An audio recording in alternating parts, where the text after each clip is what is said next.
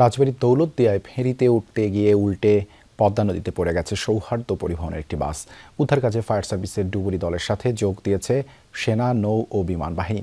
এ বিষয়ে আরও জানাতে যুক্ত হচ্ছেন সহকর্মী BM খোরশেদ। উদ্ধার কাজের সবশেষ কি তথ্য আপনার কাছে রয়েছে? নতুন করে কাউকে কি উদ্ধার করা গেছে? সবশেষ অর্থ হচ্ছে উদ্ধার যেটা সেটি হচ্ছে আমি এই মুহূর্তে উদ্ধারকারী জাহাজ হামজাতেই রয়েছি। তবে প্রায় ঘন্টা দুয়েক এখানে ঝড় বৃষ্টি হয়েছে, সেই বৃষ্টির কারণে আসলে উদ্ধার কাজ কিছুটা কিন্তু বিলম্বিত হয়েছে। আমরা এখানে প্রশাসনের কর্মকর্তা সবাইকে আসলে তৎপরতা দেখছি তাদের, তারা উদ্ধার কাজটা ঠিকঠাক মতো করার জন্য। যে তথ্যটি রয়েছে যে এইখানে মোটামুটি আসলে নিশ্চিত হওয়া গেছে বিভিন্ন সূত্র থেকে যে এই গাড়িতে আসলে এই বাসে 40 জন যাত্রী ছিল, এর মধ্যে 10-12 জনকে উদ্ধার করা হয়েছিল। তার মধ্যে থেকে হাসপাতালে 2 জন নারী কিন্তু আসলে তাদের মৃত ঘোষণা করেছে চিকিৎসকরা। এর মধ্যে একজনের পরিচয় আমি পেয়েছি, তার নাম হচ্ছে রেহানা আক্তার। তিনি এই রাজবাড়ী সদরেরই বাসিন্দা। তিনি অবসরপ্রাপ্ত একজন স্বাস্থ্যকর্মী এবং এই বাসে তার ছেলে, তিনি জাহাঙ্গীরনগর বিশ্ববিদ্যালয়ের শিক্ষার্থী এবং তার একজন নাতি কিন্তু নিখোঁজ রয়েছে এবং এই তথ্যটি পেয়েছে। এবং বাকি যে আরো একজন যিনি মারা গেছেন তার কিন্তু আসলে পরিচয় এখন পর্যন্ত জানা যায়নি।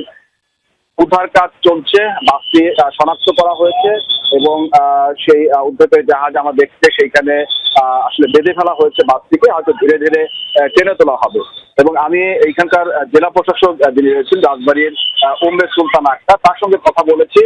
তিনি আসলে বলছেন যে পুরো যে প্রধানমন্ত্রী নিজে তার সঙ্গে কথা বলেছেন, প্রধানমন্ত্রী তারেক রহমান এই উদ্ধার কাজের সবশেষ খবর আসলে তার কাছ থেকে নিয়েছেন এবং তিনি দ্রুত উদ্ধার কাজ সমাপ্তের জন্য, দ্রুত উদ্ধার কাজ চালানোর জন্য আসলে নির্দেশনা দিয়েছেন। এবং জেলা প্রশাসক জানিয়েছেন যে এই দুর্ঘটনার কারণ অনুসন্ধানের জন্য জেলা প্রশাসনের পক্ষ থেকে একটি তদন্ত কমিটি গঠন করা হয়েছে।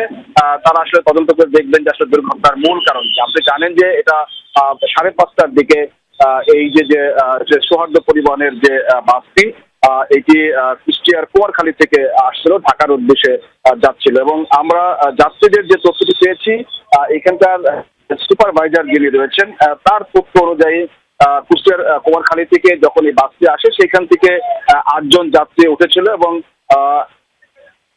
পথে কোকসা এলাকা থেকে 6 জন উঠেছিল। বাকি সময় আসলে বিভিন্ন জায়গা থেকে, রাজবাড়ী সহ বিভিন্ন জায়গা থেকে আসলে বাসে কিন্তু তারা উঠেছিল। এবং বাকিদের আসলে ভাগ্যে কি ঘটেছে, যেহেতু প্রায় 40 জনের কথা বলা হচ্ছে যে 40 জন যাত্রী ছিল, অনেকে ধারণা করছে যে হয়তোবা সুপারভাইজার তাদের যে অফিসিয়াল তথ্য অনুযায়ী 45 জন যাত্রীর আসলে ধারণ ক্ষমতা ছিল, 45টি সিট ছিল। অনেকেই ধারণা করছে যে হয়তো যাত্রীর সংখ্যা আরো বেশিও হতে পারে। তবে এখন পর্যন্ত তারা আসলে আমাদেরকে জানিয়েছে যে 40 জন যাত্রী ছিল। উদ্ধারকারী জাহাজ হামজা এখানে কাজ করছে। এখানে BIWT এর নৌবাহিনীর, এরপরে হচ্ছে ফায়ার সার্ভিসের ডুবুরি দল তারা কাজ করছেন। এবং এইখানে বৃষ্টির কারণে যেটি বললাম যে আসলে কিছুটা বিলম্বিত হয়েছে। এখন কিন্তু বৃষ্টি শেষে আবারও কিন্তু পুরোদমে উদ্ধার কাজ চলছে এবং মরদেহ দুটি উপজেলা স্বাস্থ্য কমপ্লেক্সে রয়েছে। সব মিলিয়ে পরিস্থিতি যেটি হচ্ছে যে সবারই প্রত্যাশা যে খুব দ্রুত এই বাসটিকে যেন উদ্ধার করা হয় এবং যারা নিখোঁজ হয়েছেন তাদেরকে যেন উদ্ধার করা হয়। দেবাশিস।